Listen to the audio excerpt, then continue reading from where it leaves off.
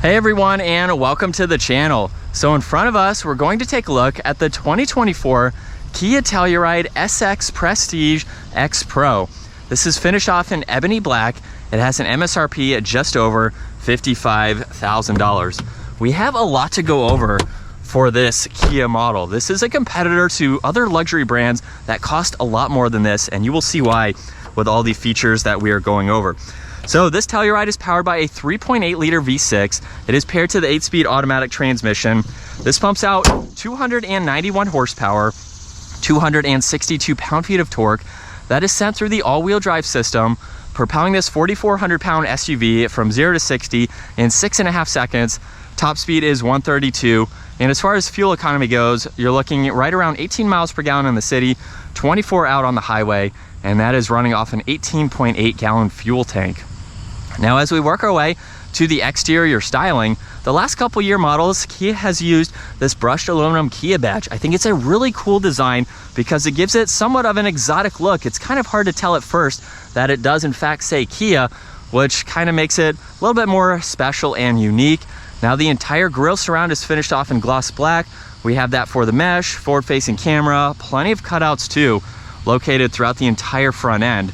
This does have a square shape for the headlight housings, DRLs and turn signals, and then fog lights are in the lower section. There's also parking sensors too, and then some nice indentions on both sides coming down the hood. Now, this is the X Pro model, so it gives it a little bit more of a lift, right around 8.5 inches of ground clearance over a standard Telluride. It gets these 18-inch matte black wheels with this terrain contact tire. Not an aggressive all-terrain tire, but a little bit more beefy for this type of vehicle. You're not really hardcore off-roading, maybe some gravel roads, things like that. You can use those with that all-wheel drive system. We have the body-colored side mirrors with the turn signal and a camera. Split design for the moonroof. So you have your front seat and then your rear seat. Roof racks are gloss black too. And you'll notice that there's some plastic trim over the fender arches, as well as the lower section of the side skirt there. Ties in with the front bumper there. And then some nice lines that run down the side. Now in back, this has a body colored spoiler with the third brake light. Wiper blade is in the lower section. There's also LED taillights. We have the backup camera, all the sensors, the dual exhaust on that passenger side. This is even capable of towing right around 5,500 pounds. So you can hook up whatever trailers you may have, some small equipment of course, and use this as a utility style SUV. Now, you can also remote start this. So if I lock it, flip the key around and hold on this button without touching the other buttons. It's a little tricky to do since they're right on the back there. But you can fire this up, and what's pretty cool, it might be hard to see during the day, but as you touch on these buttons, you can actually see the Kia logo light up. It's the same design, of course, as the one on the car itself.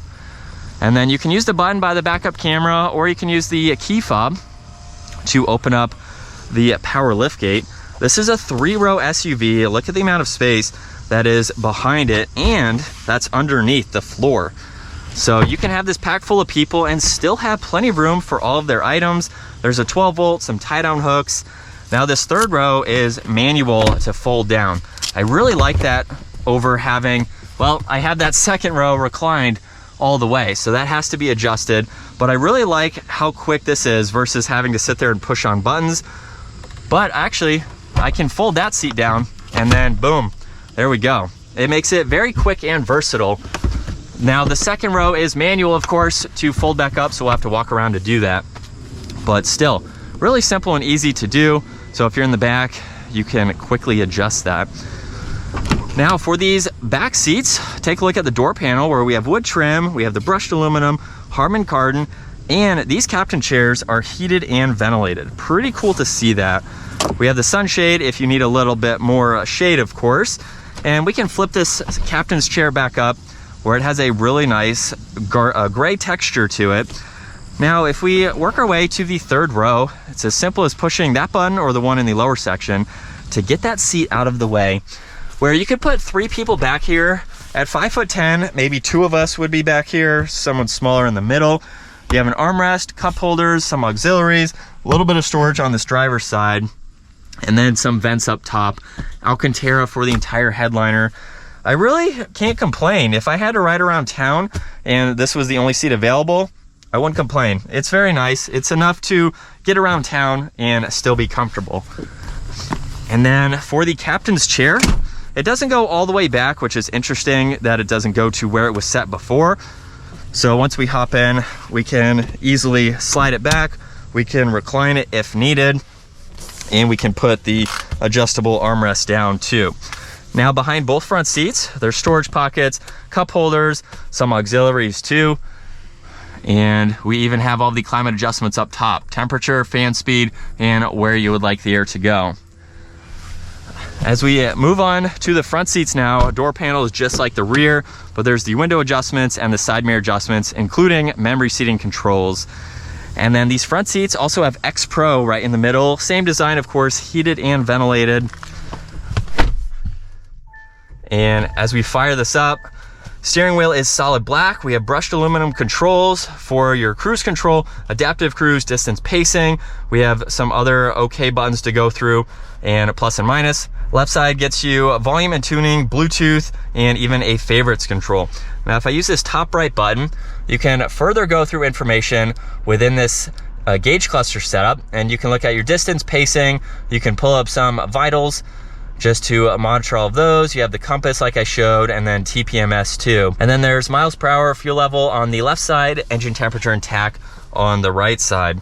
Now over here, we have a dimmer switch, a tow mode, downhill assist control. You can open and close the power liftgate, and then traction control as well. Heads up display just shows miles per hour and the speed limit sign. And then you have some info to go through within the infotainment system, of course. That was more of the calm screen setting if you want to hide all of these icons, or you can pull them up, of course, to go through your map, bring that up in full screen.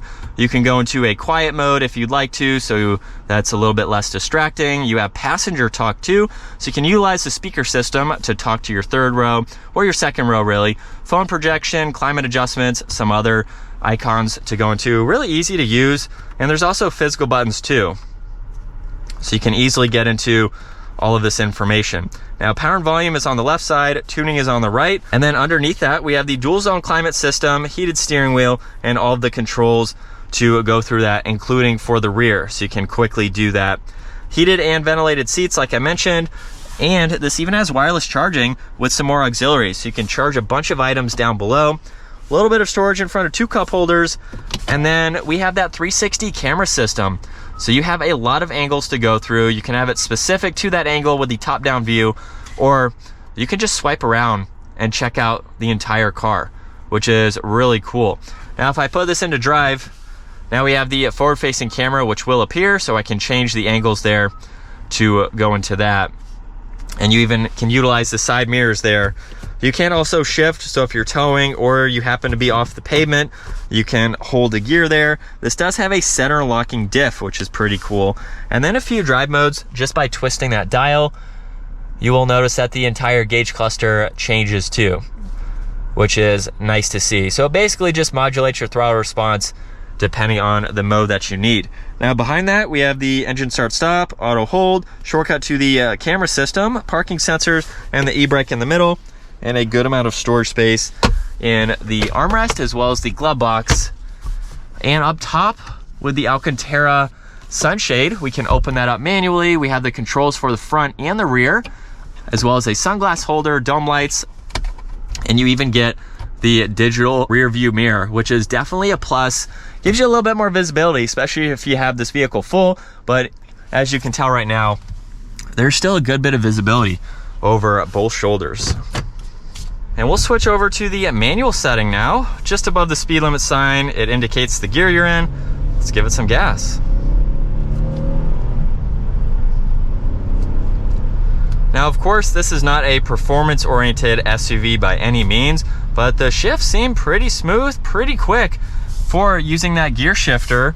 And so, like I said earlier, if you need to use this for towing, or you are off the pavement for whatever reason, maybe you're going camping or something, hiking, and you need to hold a gear just for a little bit better gearing and even being able to lock the center locking differential, it's nice to have. So it's a good use if you actually have to use it.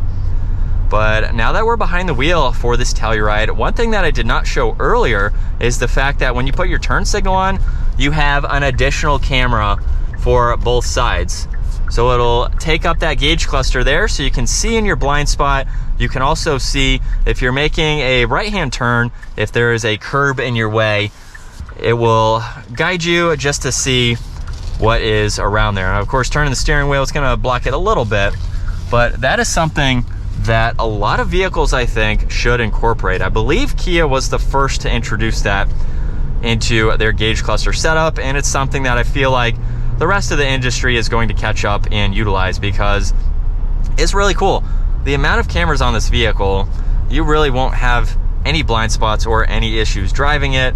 And even though it's a 3-row SUV, it's not as large as some others. Let's say a Cadillac Escalade, for example, is much bigger than this. Ford Expedition, even the shorter ones too. So this is a nice compact 3-row SUV if you need the 3rd row, but it's also much tighter for parking lot situations and things like that. So if you need the space, but you don't want a jumbo SUV, this is a perfect option to go with. So that will wrap it up for the 2024 Kia Telluride SX Prestige X Pro. Once again, a huge shout out to Carolina Auto Direct for providing this vehicle for me today. Check out their website, link down below. Give the video a huge thumbs up and consider smashing that subscribe button so you guys don't miss out on our daily uploads. I will see you all in the next video.